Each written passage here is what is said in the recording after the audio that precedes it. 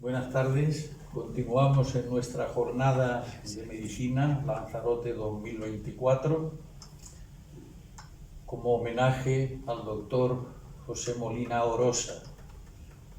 Llevamos ya, esta es la quinta sesión de este recuerdo y homenaje al ilustre doctor lanzaroteño y vamos a disfrutar hoy de la conferencia para los presenciales y también saludo para los que vean de manera telemática la sesión quinta sobre medicina y sociedad, para lo cual tenemos con nosotros al doctor Antonio Larco Hernández. Ya desde la propia presentación de la invitación que hemos hecho, pues pueden ver ustedes ahí un currículum centrado fundamentalmente en la medicina y por otra parte pues en su situación actual de adjunto al diputado del Común, algo que le da una presencia en la actividad presente canaria de suma importancia, después, si queremos decirlo así, de que ha estado durante unas cuantas legislaturas como senador en España. Lo más importante, a mi juicio, no es el currículum del que podríamos hablar, pero esto hoy, como ya hemos dicho en otras ocasiones, pues no hace falta repetirlo, primero porque se deja constancia en los papeles y en segundo lugar, y quizá el primero, porque con acceder a Internet pues ya tenemos todas nuestras vidas y milagros y en consecuencia sería pérdida de tiempo, ¿no? Lo que no hay ninguna duda es que es una de las personalidades hoy de mayor incidencia en la vida social española y canaria, y por otra parte pues que podemos ir alumbrando pues todo un conjunto de disposiciones, realizaciones y de logros futuros, ¿no? Quizá aquí en Lanzarote, dado nuestro convenio con la Real Academia Europea de Doctores, pues lo más inmediato, si queremos decirlo así, pero será solo lo primero de toda otra serie de reconocimientos que irán recayendo en su persona, pues su ingreso como académico numerario en la Real Academia Europea de Doctores, ¿no?, que celebraremos también desde su condición de ser académico de momento correspondiente de la Academia de Ciencias, Ingeniería y Humanidades de Lanzarote, porque aquí somos especialmente duros y a todo el que entra obligamos a que esté 2 años de correspondiente hasta que pueda acceder a la condición de numerario, ¿no? Pero en fin, ya queda menos y lo tendremos pronto también como académico numerario de la Academia de Ciencias, Ingeniería y Humanidades de Lanzarote. Con este brevísimo preámbulo de mini presentación, pues como lo que queremos es oírlo a él y que nos enseñe un poquito más de estos temas de conexión y relación entre la medicina y la sociedad, fundamentalmente española, claro, pues tienes la palabra. Paso allí para ver mejor tus cosas. Bien, perfecto. Bueno, buenas tardes, muchas gracias, muy amable. Para mí estar en Lanzarote, estar en mi casa, si algún día me pierdo, me encontrarán en Lanzarote, en Testeina, en Masdache, y estar en la Academia de la Ciencia, pues para mí es un placer, de verdad, y estar ante ustedes para intentar compartir, más que otra cosa, a una serie de datos. Medicina y salud. Bueno, esto es un tema, primero es precioso, segundo es muy actual. Hace 6 años la sanidad en España era un problema que estaba en el 8º puesto para los españoles. Hoy es el 2º. Luego está absolutamente de actualidad. ¿Por qué? Porque hay una crisis profunda, de una gran sanidad como la española que está pasando una época de devastación muy importante por alguna serie de motivos. Y yo, como siempre, lo que aquí que somos, algunos somos docentes, catedráticos, estamos metidos en este tema, me voy a apoyar, como es lógico, en un PowerPoint y espero, a ver si me pasa. Bueno, esto es, ya lo dijo José Molina Orosa, me sé un poco la vida de él, porque en mi familia política, el otro competitivo de Molina Orosa era el abuelo de mi mujer, que como todos los sanitarios tenían problemas.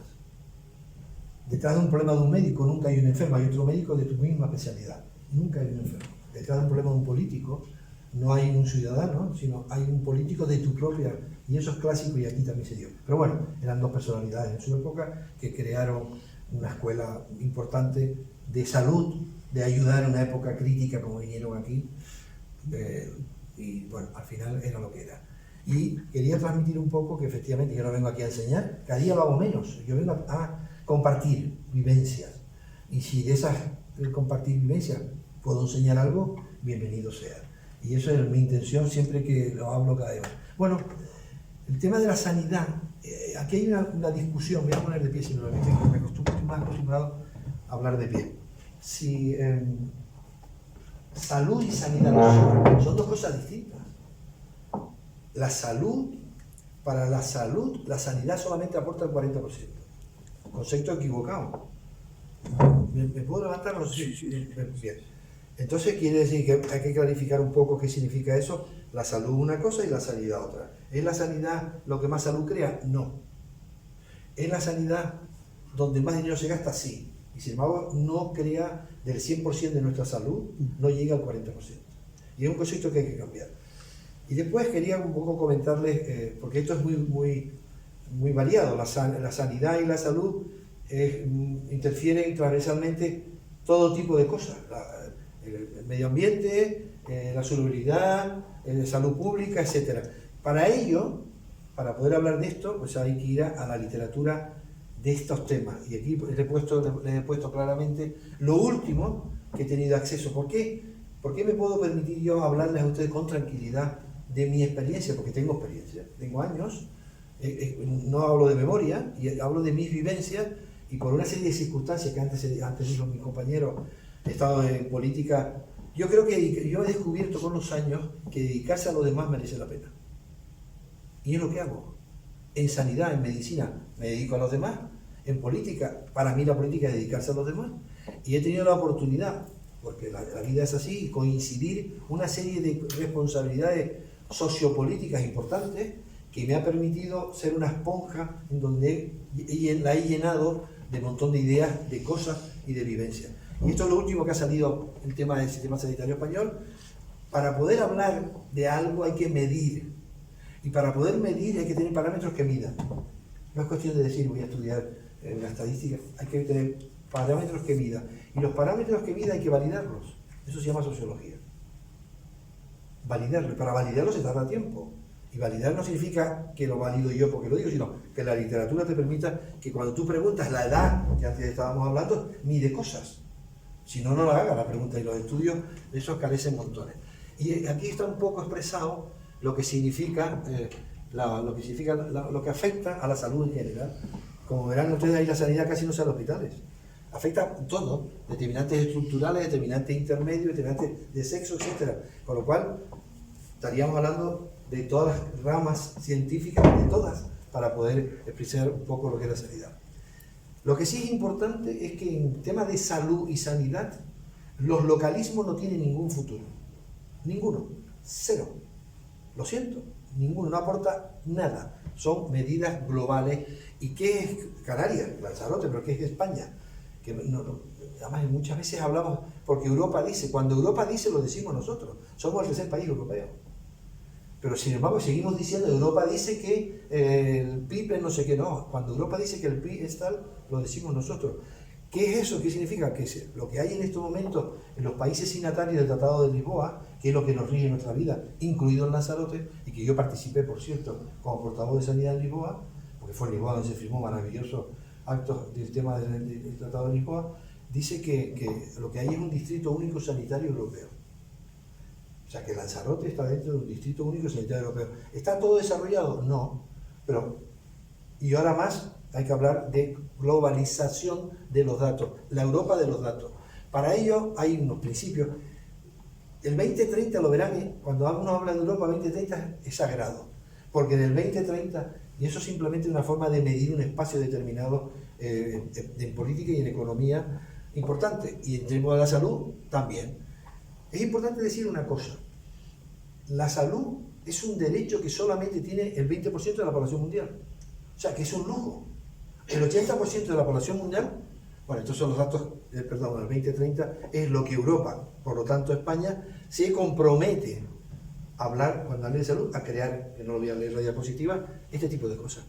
¿Por qué se compromete a esto? Porque no está garantizado todavía, ni está funcionando, crear un organismo político y técnico que sostenga esta prioridad, tener datos del sistema de vigilancia, en definitiva, hay que crearlo.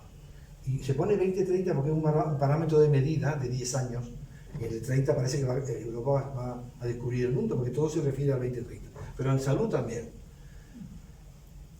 Esto lo pongo por primera vez porque creo que es muy importante. Estamos en un periodo llamativo de cambio radical de paradigma para todos, nos metamos o no en ese cambio de paradigma que hace que el cambio es tan brutal que no tiene que ver nada con lo anterior, que se llama la salud digital, la inteligencia artificial, que es algo muy bueno, no tiene nada de malo, además hablamos siquiera después, pero que es un cambio de paradigma, que puedes decidir dos cosas, subirte o no. Si no te subes a ese tren, que va lento pero imparable, te quedas descolgado de la realidad. Te quedas descolgado de la realidad. Es verdad que el 60% de los españoles tiene más de 60 años. Ojo, sin embargo hay gente que dice que la juventud es un mérito. Y valora la juventud como un mérito. No, la juventud y la edad es una circunstancia. Pero si tiene el 21% de los españoles más de 60 años, ¿de qué hablamos? Ese cambio de paradigma es terrible, porque hay una brecha digital llamativa que hay que cubrir, pero que hay que sumarse. Con lo cual, un dato importante que quería comentar. Y aquí lo pongo, la primera vez que lo hago esto. Necesitamos la digitalización de la Constitución. Me pueden criticar, pero yo lo hago responsablemente. O sea, es tanto el cambio de paradigma que lo analógico desaparece. Va a convivir tiempo, pero desaparece. Ya no hay ningún parámetro serio que mida cosas que tengan que ver con lo analógico. ¿Lo habrá? Yo soy analógico mayoritariamente. Ya no, hace tiempo que no. Ahora va a lo que significa lo digital. Y eso es un cambio sustancial que influye fundamentalmente también en la salud, en la sanidad, etc. Y es importante, por eso someto a ustedes, si está grabándose más y lo tengo publicado, que hay que digitalizar la Constitución. La Constitución española, yo soy producto del 78. Me siento profundamente feliz de ser producto del 78, pero feliz. Pero, como todo en la vida, esto ha cambiado tanto y ahora el cambio es tan brutal. La Constitución española del 78 no tiene ni una sola palabra, ni una, a algo que mueve el mundo, que es la digitalización. Pero habrá que hacer algo, en el momento que toque. Porque tendrá que ver un derecho digital, tendrá que ver una vida digital, un perfil digital. Y lo tenemos que crear, y lo tenemos que hacer porque es así. Y por eso lo pongo yo por primera vez. Necesitamos digitalizar, que no es meter en el ordenador la Constitución, sino que haya ese concepto introducido como derecho fundamental. Y esto que les pongo, estas dos o tres diapositivas, les pongo el por qué yo me puedo permitir con tranquilidad, sin ninguna vanidad, de hablar y reflexionar sobre estos temas en algunos sitios. Y es que en esas circunstancias muy concretas de mi vida, en estos últimos 12 años, 14 años, he podido estar, todo esto es gratis, quiero decir, aquí no hay sueldos, lo digo porque siempre hay que aclararlo, estar en una misma época, en un mismo tiempo, en la OMS, sigo estando. Soy miembro del Comité Ejecutivo de la OMS, sin voto, pero he estado. ¿Por qué he estado? Porque soy vicepresidente mundial del Colegio Internacional de Cirujanos. ¿Por qué soy? Bueno, soy vicepresidente porque me nombraron y me han nombrado otra vez. Quiero decir que todas estas cosas me han permitido no cobrar, pero sí tener información directa de los sitios en directo, de las personas en directo, para conformar un criterio que es transmisible con evidencia. Y lo pongo encantado, portavoz de Sanidad del Senado, porque tuve 14 años, tiene su peso, porque ahí la legislación del Senado en sanidad, pues lo tenía centralizado nosotros, director de Estrategia Nacional de Genómica, bueno, en definitiva, una serie de cosas, incluido redacción de prensa internacional. No existe una buena sanidad sin los medios de comunicación. No existe. Y el que lo pretende hacer se confunde. Eso no quiere decir como propaganda, sino como necesidad objetiva del sistema para que haya adherencia. Porque la gente normal, como ustedes, que la mayoría de la gente es normal, la información que tiene científica no va por las revistas científicas, que no solamente lo leen el 0,2% de la población, sino por los vías de los medios de comunicación. En los medios de comunicación se tiene que dar a conocer de forma normal la ciencia entendible, con ninguna jerga especial que no lo entienda. Que tenemos una manía los juristas los juristas, y la universidad jurídica y la universidad sanitaria, de que no se nos entienda lo que hablamos. Y lo que no se entiende no sirve. Sirve para 4. Luego, ese tipo de cosas hay que darle importancia. Bueno, y digo una cátedra de telemedicina, ¿qué valor tiene? Pues que somos los primeros que tuvimos un quirófano inteligente integrado que podemos retransmitir en cualquier sitio, a cualquier sitio del mundo a tiempo real. Bueno, todas esas cosas, todo unido, con todo eso se dio a la vez. Y a la vez, en mi mundo científico universitario, pues he estado y estoy en esa movida. Y esa movida todo tiene que ver con la sanidad, todo. Me ha permitido que si estás en la OMS y además eres vicerrector de investigación, qué bien te viene. Si además hay una pandemia y estás el director, es que en definitiva. Le cuento esto para intentar justificar cómo me muevo en este sentido. Y dentro de mí, y perdone que me refiera a mí, porque no he venido a hablar de mí aquí, sino a hablar de salud y sociedad, pero esto tiene su importancia, me he movido pues dentro de lo que es biopsiquiatrático de cirugía hace muchos años, por oposición, de sorteo, lo dejo claro, porque para que aquí 2 o 3 universitarios entenderán por qué, y aparte de eso, pues ¿qué hice? Hice periodismo. ¿Por qué hice periodismo y el doctorado de periodismo en periodismo científico? Porque es, primero, importante para mí, segundo, es complementario con la sanidad, totalmente complementario. Por eso acabo de afirmar, no existe una buena sanidad sin los medios de comunicación. No existe, el que lo quiera hacer. Y después hicimos el doctorado y escribimos un libro sobre periodismo científico en España, que es de las peores de Europa. De las peores de Europa, porque el periodismo científico es que la prensa normal, ahora la digital, se habla de sanidad o de salud bien. No el doctor Google, que el 80% es mentira. El 80% del doctor Google, que es alguien que todo el mundo consulta y nadie conoce, el 80% es mentira. No digo eso, digo la ciencia. Y hay que hacer un esfuerzo, y nuestras sociedades no lo hacen, las sociedades científicas que nos representan, de estar en las redes bien. La Real Academia de Medicina de España, que es una gran academia, no está en las redes fuerte, ahora más que nunca. Si no estás en las redes, ni estás en el periodismo científico, está la pseudociencia. Siempre se llena. Bueno, y eso es lo que quería contar. Bueno, esto es el Salón de los Pasos Perdidos del Senado, que les recomiendo que visiten el Senado siempre que puedan. El Senado es de todos, no es de los políticos. Es una maravilla de palacio. Y ahí presenté el libro, que me lo presentó Díaz Rubio, por cierto, y el del GAT3. Bueno, esto es conclusión de una tesis que es Sociología de la Sanidad. No había nada escrito al respecto. Y ¿por qué? Para medir. Y hay que medir. Para medir hay que hacer un esfuerzo y tener parámetros. Esto también lo tuve en un momento determinado. Esto es Cupipaz en Guatemala, donde veí fueron 7 o 8 premios Nobel, donde se estuvo discutiendo fundamentalmente los derechos de la persona. Y a mí me encargaron hablar de los derechos de la salud.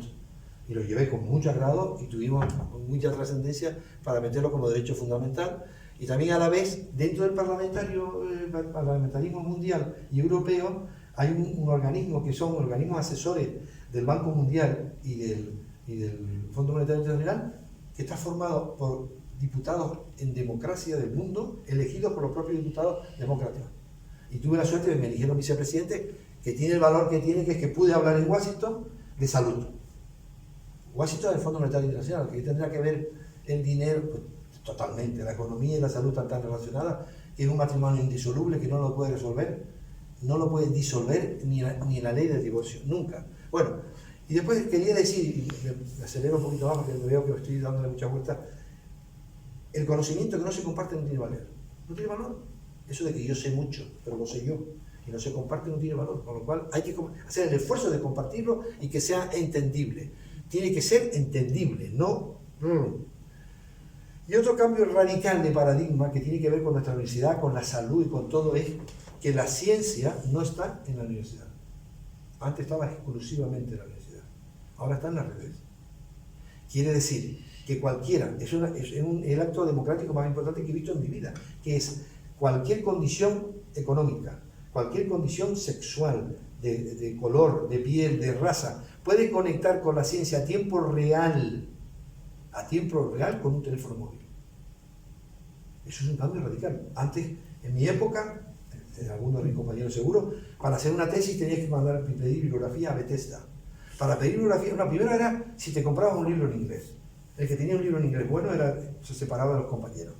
Yo tuve un par de ellos, me costó un montón de esfuerzo. Después, ir a pedir bibliografía a Bethesda, que Bethesda es un gran archivo sanitario que está en Estados Unidos y que para pedir una bibliografía costaba mucho dinero y te tardaba 2 meses en venir.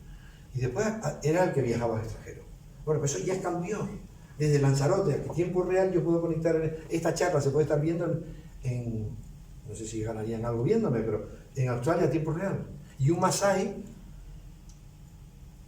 esa foto la pongo y no me la voy a quitar nunca. Este es un Masái, que tiene un iPhone como el mío, sin dejar de ser Masái y con las vacas al lado.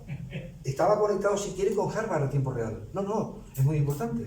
Con lo cual, la ciencia no depende del edificio, depende de que las redes entres en ellas y vayas a la ciencia. Qué cambio democrático, ¿eh? El más importante paradigma que ha habido. Y ahora encima esto se complica con las nuevas tecnologías. Esto es clave. No creamos que la salud está garantizada en el mundo, porque mayoritariamente no está garantizada la salud, sino el 20%. Y como derecho no llega al 20%. Ojo, cuando uno habla de sanidad, si no tienes derecho a garantizar la salud, imagínense ustedes lo que estamos hablando. Y después un tema importante, una vida a todo bien nacido es un concepto moral que no tiene precio. ¿Es verdad? Es verdad, a todo bien nacido, mayoritariamente este país es bien nacido. Ahora bien, la sanidad tiene un coste y es limitado. No seamos demagogos. Nadie. No puede haber de todo para todo el tiempo, porque es falso. Si abordamos, estoy hablando públicamente, claro, o sea, el derecho a la salud tiene un límite que es el costo. Una vida. No, está claro que hay que luchar por ella, pero si se operara cirugía estética en nuestros hospitales públicos, no cabrían los cánceres de colon. No hay de todo para todo el tiempo. Eso ocurrió nada más que en el catecismo que yo estudié en La Salle, que a los judíos lo alimentaba el maná y nunca se agotaba, pero nunca averiguamos, es algo figurativo, y eso en sanidad no existe, con lo cual no hay que engañar. Y después hay una serie de estudios importantes en nuestro país que miden datos que nos están diciendo a fecha del 2024 cómo está la salud, y hay una serie de datos que están ahí expresadas, y estos son los últimos estudios que he tenido la oportunidad de compartir, y que sin querer o queriendo, en medio de esta charla está saliendo datos al respecto. En definitiva, con esto lo que hay que saber es que siempre hay que medir. Cuando uno habla, y de salud más, hay que hablar con datos reales, ¿no? Esto de que yo me acuerdo en mi época, y yo tengo mucha juventud acumulada, pero juventud, no tengo otra cosa, pero juventud acumulada mucha, que antes era, es que yo opero por el lado izquierdo no sé qué, y lo sabían dos, eso ha muerto. Algo que hace una persona sola no vale para nada. Bueno, y después algo que quiero decir con el tema de la salud, que antes salió aquí la charla entre amigos. Todas las edades del hombre tienen que ser protegibles por igual. ¿Ocurre? No. En España estamos hoy con la edofobia maravillosa, que es que la juventud es un valor en sí mismo, y a partir de los 60 no vale, no te miran ni el currículo. Eso es una locura. Y no tiene que haber nada especial para ninguna época de la edad. Tiene que haber dedicación por igual, lo que se apruebe democráticamente para todas las edades. Y eso no ocurre.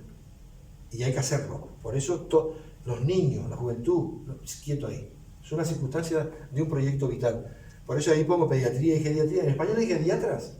Geriatras, los que no son médicos, saben que los que se dedican a la medicina de la persona mayor. Yo la palabra vieja la tengo prohibida en mi vocabulario y en mi casa y en todos sitios donde voy. La palabra viejo no tiene ninguna excepción castellana buena. Será de edad avanzada, pero viejo no, ni vieja, ni para el vino. Con esto las formas son importantes, con lo cual es clarísima, esto ya lo acabo de decir, que tiene que ver con la edad y con la protección de todas las edades, que si no podemos hablar de salud ni de sociedad y salud si no hacemos estos principios y los introducimos.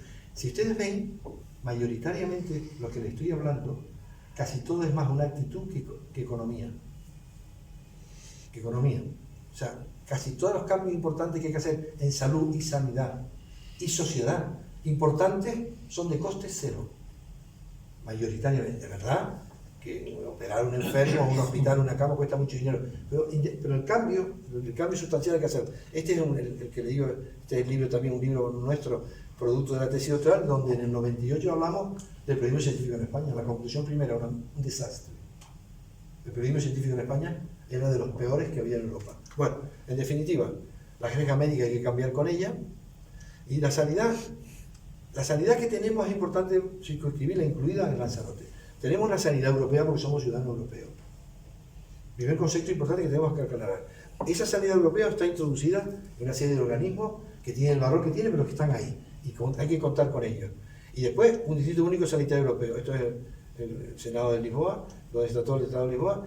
Y tenemos ya el modelo sanitario definido. No hay que perder ni un solo minuto de tiempo. Es una sanidad de financiación pública, eso es lo que dice Maastricht, el Tratado de Lisboa. El Tratado de Lisboa dice muy claramente, la sanidad en los países signatarios del Tratado de Lisboa, que somos nosotros, entre otros, son 27, será de financiación pública, bien, o sea, garantizada. Pero la provisión de servicios será libre, que lo haga quien mejor lo haga con un sistema de acreditación. En definitiva, es pública la sanidad española, no porque es una definición comprometida, es universal y es europea.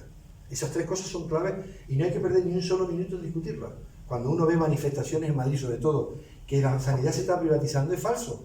La sanidad española no se puede privatizar.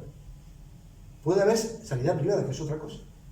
Pero la sanidad española es de financiación pública, carísima y muy buena, mayoritariamente, porque ahora está devastada. Y es clave hacerlo. Con lo cual, hoy, ¿cómo está esta sanidad? En la sociedad que vivimos, pues está exhausta, absolutamente exhausta.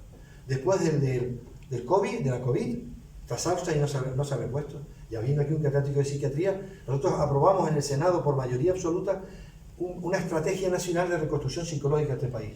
No se ha hecho. No se ha hecho. Doy datos. Y está exhausta absolutamente. El sitio donde más sanitarios, por ejemplo, médicos, han muerto 87 médicos directamente por la COVID, por ejercer su cargo. Donde más enfermeros y enfermeras del mundo por 100.000 habitantes se contagiaron. Donde más fallecidos ha habido por 100.000 habitantes. ¿Qué quiero decir con esto? Que está exhausta, que no se han tomado las medidas y que hay que arreglarlo porque eso es sanidad pura. Y el cambio de paradigma que ya le he contado. Esto se lo pongo porque me interesó mucho cuando lo estuve viendo, esto es así en real, lo que está pasando. ¿Cómo emplea su tiempo la gente desde 1930 hasta hoy? Y ahí se puede ir más rápido, pero al final la conclusión es, al final, en amigos, en familia, la familia se pierde, los amigos se pierden, y la primera que va a salir, que esto tarda escasamente 40 segundos, es la pantalla, el teléfono. Es lo que más tiempo perdemos, o ganamos. Esa es la pura realidad. Bueno, conclusión, ya va hasta el año y ahora es increíble, está muy bien montado esta diapositiva, que no la hice yo, Esto está en la red, me llamó, no la hice yo, no. Tengo gente a mi alrededor que la puede hacer. Bueno, en definitiva, online, 19, 20, conclusión, la pantalla. Y es verdad, hoy las relaciones humanas han cambiado radicalmente y yo no creo que para peor. Yo nunca pienso que son momentos anteriores. No, soy crítico, pero no.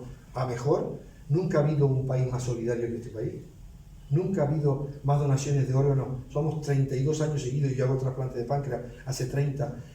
Somos 32 años seguidos este país, los número 1 del mundo en donación y trasplante. Eso se llama solidaridad. Del mundo, ya quisieran los americanos. Mi jefe era Solinger, el número 1 de trasplante de páncreas, me decía, ¿pero qué hacen en España que siempre nos ganan? Bueno, pues eso se llama también España, también España. Eso también, en definitiva, bueno, ya cambió otra vez. En definitiva, cuando uno habla de salud y sanidad, habla de muchas cosas. Ahí si lo mira de todo, habla de cobertura, o de financiación, o habla de amigos, o habla de relaciones, en definitiva. Bueno, aquí ya hay algunos recortes. Ya lo he dicho. Y después otro tópico, lo pongo con Jerónimo Saavedra, conocido por todos, acaba de fallecer, catedrático, ministro, masón, tío inteligente, estructurado, socialista de pro. Y él, el tópico lo pongo siempre porque si te pones que lo digo yo, tú como eres de centro derecha es fácil que lo digas. No, soy de centro derecha encantado, un liberal convencido. Yo lo tengo en las células y lo liberal todas, gracias a mis padres y a mi madre. Pero Jerónimo decía, oye, ese tópico es privado o público. ¿Quién ha dicho que privado es mejor y público mejor? O al revés. Eso es un tópico equivocado. Y que la sanidad ha tenido una trascendencia enorme. Yo solamente creo en una sola sanidad, que es la buena. Solamente creo en una, la buena. Que puede ser pública, concertada, privado concertada, puede ser lo que sea. Lo importante es que sea buena. ¿Quién hace la sanidad buena? Los profesionales. ¿Qué hay que hacer con los profesionales para que hagan una sanidad buena? Mimarlos. ¿Qué se hace en este momento en este país? Maltratarlos. Todavía los sanitarios, yo llevo muchos años de sanitario, pues no quiero recordar, 48 años, donde somos una profesión de riesgo y no tenemos reconocido el riesgo. Y eso es lo que está ocurriendo aquí. Bueno, pues eso es lo que está ocurriendo. En definitiva, lo público y privado no tienen por qué diferenciarse. Bueno, y otra cosa que también quiero compartir con ustedes, igual que la palabra viejo hay que descartarla, porque es discriminatorio por definición, hay que descartar la palabra gratuita. No hay nada gratuito, nada. La palabra gratuita engendra demanda infinita, y la demanda infinita no se puede cubrir. Es que yo pago la seguridad social, me tiene que atender, quieto está ahí. Te tiene que atender sin duda, pero puede ocurrir que esté colapsada. ¿Y ahora qué hacemos? Es que yo pago, no es gratuita, es carísima, financiada públicamente. Y aquí les pongo 2 o 3 diapositivas muy pronto, qué es lo que significa el gasto sanitario. Nosotros nos estamos gastando ahora 110.000 millones de euros en sanidad. Cuando digo nosotros, digo los que estamos aquí, todo el país. Es dinero, ¿eh? Pero si sigue así, se nos gripa el sistema porque no, se nos colapsa porque se triplica el gasto por encima de lo que se ahorra. Y no se olvide que tenemos natalidad negativa, otra vez este año natalidad negativa, muere más gente de los que nacen, quiere decir que demográficamente no tenemos arreglo, necesitamos a 5 millones de ciudadanos legales que vengan a trabajar a España. Si no, el Estado de Bienestar, que es un invento europeo, socialdemócrata europeo, alemán, que es un modelo maravilloso, se nos quedamos sin el Estado de Bienestar. Bueno, y aquí es lo que quise decir antes y paso rápido. Esto es reducción de la mortalidad y gasto en salud. Le puedes poner dólares o le puedes poner lo que tú quieras, no cambia. La biología humana nos gastamos el 6,6, ponle dólares, ponle lo que quieras, del dinero en sanidad. Pero reduce el 27% de la mortalidad. El entorno, sociedad, las calles, nos gastamos 1,7 y reduce la mortalidad el 19%. Ojo lo que estamos hablando aquí. El estilo de vida, el que tenemos, dieta mediterránea, el país de que tiene más calidad de vida, la última información de Bamberg, que es una de ellas multinacional que se dedica a medir, es el mejor calidad de vida de España. Hombre, todo con esto ha cambiado mucho lo que está ocurriendo con España. Ese estilo ahí está el estilo de vida, la dieta mediterránea, que por cierto ahora es la mejor dieta del mundo, vaya por donde vaya, pero que ahora la más cara que hay, con lo cual está castigando a la pobreza, porque si el aceite de oliva ha cuatriplicado, y el aceite de oliva es clave para que haya una dieta mediterránea. Bueno, el estilo de vida nos gastamos 1,7 y reduce la mortalidad al 46%. Pero, ojo, el sistema sanitario asistencial en general reduce la mortalidad al 11%, medido, y nos gastamos el 90% del dinero. Lo que hay que invertirlo. No tiene sentido, pero está ocurriendo. Y después, no es todo gastar dinero. Esto es la famosa curva riesgo-beneficio. Si usted introduce mucho dinero en un sistema sin arreglar la gestión, se gasta el dinero en la falta de gestión y no mejora. Es lo que está ocurriendo en algunos sitios de España. Que por cierto, esto es lo que está ocurriendo, no me muere, ya no hay pirámide. Cuando yo estudié, era una pirámide. Ahora es así. Porque es que no nacen niños. Y eso, los errores demográficos siempre es un error político, no ideológico, político. Y si no se toman medidas, cuando se toman medidas se tarda 10 años en mejorarlo. Y cuando no se toman medidas estamos en el caos. Yo soy optimista por naturaleza, soy optimista porque soy un pesimista informado, no soy ilusorio. Cuando se tomen medidas, que no se ha tomado ninguna en España para favorecer la natalidad, tarda 10 años en ver el efecto. Luego hay mucha gente, alguna gente joven, que es que se va al sistema y se nos gripa el sistema. Bueno, esto es lo que hay. ¿Y qué pasa con las generaciones? Claro, estamos en una época muy peculiar, para mí muy importante. Cuando veamos con perspectiva, si lo podemos ver, esta época de nuestra vida, veremos que es un cambio radical de todo, bruscamente además. Y aquí estamos, todos les ponemos un nombre, y aquí está, esta es la que más me gusta a mí, que esta la puse yo. Es que a la vez, que hay menos gente que está en la primera, evidentemente, pero es que la generación casi más importante es la generación GNM, que es una generación que no quiere molestar, que es la mayoritaria de este país, al cual se le está dedicando poco tiempo. Pero a la vez también está los baby boom, los no sé cuántos, la grandiosa, en definitiva. Y esa convivencia de generaciones distintas, que no ha ocurrido nunca en la vida, o nunca, no existe, es una importancia enorme para planificar cualquier cosa. Y hay que hacer un pacto internacional, sin duda, que tampoco se ha hecho. Bueno, la generación perina es la reacción, son publicaciones que uno ha hecho a nivel nacional, y yo tengo la tendencia a publicar, a escribir y dar a conocer lo que uno sabe, es que está ocurriendo es que la perina es una generación mayoritaria que se defiende contra la famosa generación que es o joven o ninguno vale, que está haciendo un daño enorme a España. Bueno, y miren lo que hay aquí. Esto es lo que tenemos en este momento. Estos son datos que lo acabo de contar. Hay una revista muy importante de la clase médica que es el Lancet, que aparte es una auditoría que nos ha pedido hace un montón de tiempo que tenemos que hacer una auditoría sanitaria de lo que ha ocurrido. No la hemos hecho. No política, que también, pero sanitaria. Y esto es lo que ha ocurrido. Ojo las cifras. Las oficiales no se saben todavía. Pero esto ha sido muy importante. La demografía que te acabo de contar. Pero además es que en España, en este gran país, porque este es un gran país, la media de la mujer acaba de subir 2 meses más. Es 86,23 años de expectativa de vida. Eso es un lujo. Lo digo de verdad. Eso no lo ha conseguido nadie, Japón y nosotros. Un lujo. Quiere decir que un niño que nazca hoy en Lanzarote, aquí, tiene un 90% de posibilidades de cumplir 100 años, señores. ¿Ustedes saben lo que es eso? Es una maravilla. Pero es una maravilla que tendríamos que solucionar y afrontarlo claramente.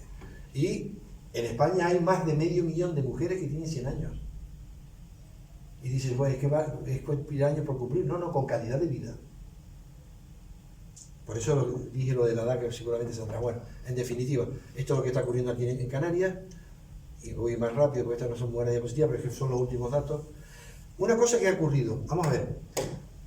No, yo he solicitado, y también se aprobó por mayoría absoluta en el Senado, que el Ministerio de Sanidad cambie de nombre. Que se llame Ministerio de la Salud. Que es de coste cero. Y que el Ministerio de Sanidad, ¿qué es? Si no mide, no da salud, si no llega ni al 10%.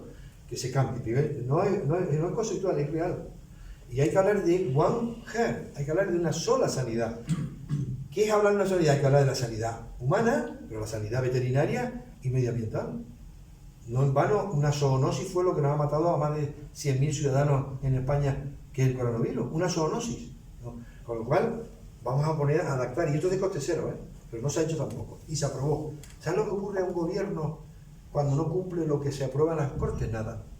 Me he dado cuenta con los años. O sea, se aprueba con unanimidad una moción, digo con las mociones. Se aprueban muchas mociones importantes que, en teoría, en buena ley, obliga a cualquier gobierno democrático que no pasa nada si no la cumple. Es curioso, con lo cual es muy triste. Bueno, ¿qué ha ocurrido en los últimos 14 años en nuestro país? Que ha habido 14 ministros de sanidad. Y no estoy hablando de ideología, que si quieren hablamos. Estoy hablando de 14, eso no hace que funcione. Pero ¿qué ha ocurrido en los últimos 6? Que en los últimos 6 hay habido 6 ministros de sanidad. O sea, no hay forma de planificar nada. 6 ministros en 6 años y vamos con una racha porque como sigue esto así, iremos más. Pues esto es lo que está ocurriendo en la salud y sanidad. No tiene ningún sentido. No va en contra de la lógica de la ciencia, etc. Bueno, y lo que tenemos en nuestro país hoy es esto. Acaban de ver, hoy se aprobó en el Parlamento Español, que no sé si lo van a cumplir, por mayoría absoluta, que la enfermería sea considerada en porcentaje terrible. Lo digo porque los que estamos aquí médicos, terrible. Se ha aprobado una moción que dice que tiene que haber un número de porcentaje de enfermería, hombre-mujer, por enfermo. Pero nunca se ha dicho de los médicos. Nunca se ha dicho cuántos médicos tendría que haber por cada enfermo o por el grupo de enfermos. Eso se aprobó en España ayer. Digo porque lo sepamos. Bueno, ¿qué tenemos en España? Tenemos 100.000 médicos, casi 200.000 médicos. Es mucho poco. Es la media nacional, la media europea. Pero ¿qué le ocurre? Que hay 7.000 fuera hoy. Se han ido fuera a Portugal, a Francia, a Inglaterra, que han descubierto hoy los portugueses, que es un gran país malentendido por los españoles, un gran país, en todos los sentidos, que han descubierto Alemania, Inglaterra, Francia, ha descubierto que comprar a los médicos y enfermeros españoles, que son muy buenos, es más barato que formarlos. ¿Y qué hace? Se los llevan. Y nosotros maltratándolos, lo digo como lo siento, maltratando. Yo no tengo plus de peligrosidad en el trabajo. No tengo, lo digo yo, me pongo yo porque estoy en primera fila. Y de hecho, 4 compañeros míos se murieron contagiados por el COVID, porque estábamos operando sin saber si era positivo o no. Bueno, pues eso, no tenemos peligrosidad en el trabajo. Concedido, que es una prerrogativa laboral, que tiene después en el retiro emolumentos. Bueno, no lo tenemos. Bueno, aquí hay... ¿qué tenemos? 1 millón de ciudadanos pendientes de operarse. Es verdad que están mezclados los juanetes con las cataratas. Es verdad que hoy operamos cataratas con 90 años tranquilamente sin discutirlo, es verdad, pero bueno, tenemos 1 millón y tenemos 2 millones de pruebas pendientes de realizar. ¿Son todas importantes? No, pero no tenemos, luego se nos colapsa y además nos estamos gastando el 7% del PIB y hay que subirlo y eso llega a ser intolerable. Y 160 días. Bueno, este es el modelo de trasplante, que si hay algo que nos podemos sentir orgullosos los españoles es del modelo de la Organización Nacional de Trasplantes, que es el mejor del mundo. Cuéntenlo, porque es de todos. 32 años seguidos los número 1 del mundo con este paisanaje, con este país y con quien esté. Luego eso demuestra que es un sistema importante, bien preparado. Bueno, y después aquí tenemos muchos problemas que yo quiero ir rápido, importantes que no están resueltos. Demografía, soledad involuntaria. Por cierto, natalidad, tecnología, pseudociencia, metaverso, realidad, en definitiva. Ese cambio de paradigma afecta directamente a la sociedad y a la medicina, que tenemos que absorberlo, digerirlo y resolverlo. Y esto lo pongo aquí porque una cosa que está ocurriendo en medicina, en cirugía, la palabra maestro es sagrada. Quien no reconozca a su padre, como decíamos, tiene un nombre muy feo, quien no reconozca a su padre se confunde aunque sea un golfo su padre. Bueno, pero el maestro en cirugía, pero en medicina en general, es una persona, maestro o maestra, persona clave que hay que siempre hacer un homenaje. Yo siempre que hago una oportunidad, este es mi jefe Solinger, el número 1 del mundo de trasplante, que conoce Lanzarote, por cierto, que lo trae 2 veces, enamorado de Canarias, número 1 de verdad. O sea, un monstruo de tío sencillo, que me enseñó a mí a hacer trasplante de páncreas, lo que él tardó 10 años me lo enseñó a mí en 3 meses. Sin dejarse nada por enseñar. Y siempre que puedo lo hago, yo tengo el título europeo también. Él es de origen alemán, vivía en Wisconsin. Wisconsin es un estado americano que hay más vacas que ciudadanos. No hay puertas, hay cancelas. Pero que es desde el punto de vista médico, desde el punto de vista de investigación, de los mejores del mundo. Lo que demuestran los americanos, una vez más, que aparte de comer hamburguesas, que porque quieren, investigan, mientras nosotros dormimos siesta, muy bien. Y en Wisconsin, que es muy rural, tiene una sanidad y una I+D+I única en el mundo, con un mal clima además, por cierto, pero no pasa nada. Bueno, en definitiva, viene la salud digital, es que yo tengo una cátedra de telemedicina, o sea, es que nosotros estamos ya en la vida digital y en la vida de inteligencia artificial y ya estamos sin saberlo.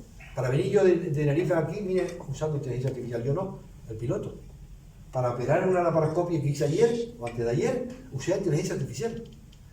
Y la gente dice, ¿qué malo es la inteligencia artificial? No, la inteligencia artificial, ¿cómo que es malo? Es una técnica importantísima, definitiva. Y además, aquí quería... No ha venido, vamos a ver, la inteligencia artificial, no es ni inteligencia ni artificial, me gustaría decirlo. Eso lo inventó un periodista, que por cierto acertó. Inteligencia artificial se vendió mucho, pero la inteligencia artificial es un big data, o sea, millones de datos con una supercomputación. No es otra cosa. No ha venido a sustituir al hombre, no lo va a sustituir nunca. Es imprescindible para que mejores. Al final que sale un algoritmo, paciente de 42 años, mujer con un bultito, que la analiza y te dice 98% un cáncer de mama. Eso lo es capaz de hacer la inteligencia artificial y tú no. Porque te cuesta, porque tu cerebro, que es la mejor inteligencia artificial, eso sí que es, no tiene la capacidad de discernir todos los datos que tú tienes, sacarlos cuando tú quieres. Y eso es la inteligencia artificial, por lo cual ni un robot que tiene manos, ni hay que tenerle miedo. Tiene un defecto importante, que la supercomputación necesita una gran energía para alimentarla. Tiene que estar en varios países. Y la energía es eléctrica. Y la gente no lo quiere nombrar, pero es que los microchips gastan, como son billones, el gran problema de la inteligencia artificial es lo que ocupa de países, que son países distintos obligados, y además electricidad. Bueno, en definitiva, cuando uno estudia filosofía, yo estoy en este momento en medio de la filosofía, y yo creo que lo más importante que estoy estudiando será lo último, porque es clave, porque resuelve muchas cosas, y en la época mía era cosa de eso de filósofo, clave. Hoy las grandes empresas lo que quieren son filósofos, matemáticos y algún médico, como digo, y algún ingeniero, porque bueno, cuando uno lo estudia, dice, el adelanto más importante de la humanidad, ojo, palabras rotundas, que ha habido en este cambio de paradigma es la inteligencia artificial. No hay otro. El más rotundo, digo, inteligencia artificial como instrumento de ayuda. Tiene una cosa muy, muy importante, los sentimientos son imprescindibles. Y no hay ninguno, digan lo que digan, posibilidad de transmitir de forma digital un sentimiento. Nunca. Lo podrá imitar, pero nunca. Y el sentimiento es tan difícil de remediar que los americanos, y Obama, que le dedicó $1.000 y pico millones de dólares a imitar un cerebro, no lo consigue, porque claro, nuestras conexiones están creciendo cada momento, y la cantidad de hormonas que interfieren en un sentimiento, gracias a Dios, nunca lo va a sustituir ninguno. Por eso es importante tenerlo para saber lo que hay. En definitiva, se le tiene mucho miedo a la inteligencia generativa. ¿Qué le ocurre a un Big Data importante? El mayor Big Data que hay en este momento, un hospital salen millones de datos diarios. Todo eso está archivado. Si tú mezclas millones de cada hospital, mezclas todos los hospitales, tienes un Big Data monstruoso que pueda sacar conclusiones máximas. Bueno, ¿qué le ocurre? Que la generativa, que es que la propia inteligencia artificial haga cosas que tú no le pidas, no existe. No existe. Para que la inteligencia artificial funcione, no funciona solo por la noche. Tienes que apretar un botón. Tienes que alimentarlo. Y si tú no lo alimentas, que es electricidad, no es otra cosa. O sea, la inteligencia artificial funciona por electricidad. Ojo. Cuando la electricidad funciona con petróleo y cuando el petróleo, medio ambiente. Quiero decir que esta es la crítica. En definitiva, hay que estar con ellos. Y después ahora ya empezamos a describir las realidades digitales. Es lo que estaba diciendo, la Constitución se tiene que digitalizar. Ahora tenemos realidades digitales, que tienen una trascendencia enorme médicamente total, y psiquiátricamente definitivo. Tenemos toda una realidad digital al final. Y esa realidad digital hay que cuidarla, mimarla y definirla claramente y protegerla. En definitiva, una de las cosas que me está matando la inteligencia artificial, y termino muy pronto, es la prontitud. Queremos. Bueno, efectivamente, esto hay que regularlo. No podemos dejar la inteligencia artificial sola. Hay que adornarla con la ética, evidentemente, con la filosofía. Hay que adornarla de otras ciencias que la protejan y nos protejan de ella también. Y este es un libro curiosísimo que acaba de entrar, que es Manuel Marchena. Manuel Marchena es íntimo, canario, tío estupendo, maravilloso, tiene un hermano cirujano, es íntimo amigo mío, cuando él y yo no éramos nadie, que es cuando tiene mérito. Y él, que es magistrado, acaba de dejar la Sala 2 del Supremo, porque era presidente y ya no puede seguir siéndolo, y él hace 4 años presentó en la Academia de las Ciencias, presentó un discurso de ingreso que yo lo tengo, yo no lo pude oír porque no me enteré, porque soy muy amigo de él, sobre inteligencia artificial y esto, le recomiendo. Bueno, esto es muy técnico, o sea, quiere decir, es definitivo, hay que hacerlo. Wanger, obligatoriamente, cambiar de nombre, ya esto lo he dicho, yo creo que ya está dicho todo, y como yo creo que está dicho todo, esto no lo voy yo a dejar, porque lo tengo y no lo pienso cambiar hasta que este país cambie. No podemos jubilar al talento nunca, no lo hace ningún país serio.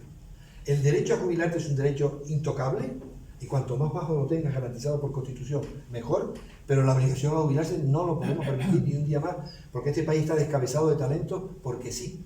Que lo acabo de contar aquí a mis dos.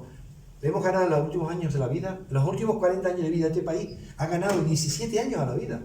No lo ha hecho ningún otro país, es un logro colectivo que no tiene nadie en ningún país. Y seguimos manejando, habiéndole ganado 17 años a la vida, lo que estamos haciendo es usan los políticos, yo soy político, no lo reconozco, pero una cosa es ser político y otra cosa es tener el sentido común. Utilizan criterios en donde ese avanza no lo consideramos. El edadismo, yo también escribí un artículo, no lo podemos aguantar más. No podemos permitirlo, es un atentado constitucional, que es por la edad discriminarte. Y yo contaba que ya la edad no es un ítem, lo voy a repetir porque lo siento como es. La edad no es un ítem que mide definitivamente nada, tiempo, mide tiempo. ¿Es el tiempo definitivo para operarse? No. ¿Es el tiempo definitivo para tener más derechos? No. El tiempo tiene un valor relativo. ¿Qué quiere decir? Que una persona con 80 años, cuando yo me empecé a formar, sesión clínica por la mañana a las 7, a las 8. Paciente de 80 años que está en urgencia, decíamos todo, suero y déjenlo quieto. Quedándose 40 años. Hoy, la media tiene 80 años de lo que operamos. Y van mejor que gente de 40. ¿Por qué? Porque lo importante es la fragilidad, que es un coeficiente de 4 ítems, que no voy a entrar ahora, no sé si lo traen, pero que hay que hacer. Entonces, ¿qué hay que ocurrir? tiene que utilizar quien nos rigen criterios de este tipo porque se está haciendo mucho daño. Vida saludable, esto es lo último y termino ya. Lo pongo con alegría. Este es un gran país. Es verdad que estábamos, la fundación, el índice Bloomberg todo hay que medirlo. Los americanos miden mucho y cobran dinero por medirte con parámetros que midan. Éramos el número 1 del mundo. Ahora ya no, creo que el último de estos son. Y seguimos siendo, ¿por qué somos el número 1 del mundo? Primero pues somos latinos. En la creatividad latina nunca lo tendrá un anglosajón. ¿Cuál es para mí el ciudadano mejor? Un latino en un país organizado anglosajón. La cirugía mundial, mayoritariamente los mejores, generalmente en América, son latinos, franceses e italianos, porque la creatividad del latino nunca se hubiera escrito un Quijote por un anglosajón, nunca. Ahora bien, los latinos creemos que trabajan en castigo de Dios y los anglosajones que es un beneficio social, como yo creo. Y ese cambio es importante, se paga, pero es la realidad. Con lo cual seguimos siendo definitivamente... ahí puse ejercicios y pastillas, lo pongo adrede, es verdad, es verdad. Mira que los cirujanos somos criticados porque somos muy prácticos. Hoy el ejercicio normal es la mejor terapéutica a cualquier edad, para cualquier cosa. Lo digo en esa contundencia. El ejercicio, no el deporte como tal, que sí, el ejercicio. Se llama vida saludable. Bueno, aquí algunos artículos que he presentado y en definitiva. Y esto es un dato, se lo digo a mis alumnos, porque de lo que se mira, de lo que uno mira, solo se ve lo que se sabe. Y eso lo digo yo en clase siempre porque pedimos muchas pruebas y si no te las interpretas, ¿para qué las pides? Porque no se ve. Con lo cual es importante. Después también me acabo realmente con este tema. Santiago Ramón y Cajal, que fue senador, que con un microscopio de estos que nos dejan a nosotros, a los reyes, a los niños chiquititos, fue premio Nobel, en su teoría neuronal no ha podido cambiar. Yo creo que no se le está haciendo el homenaje que tiene que hacer de forma permanente. Lo digo de verdad. Y en definitiva esto es, muchas gracias aquí y nada más.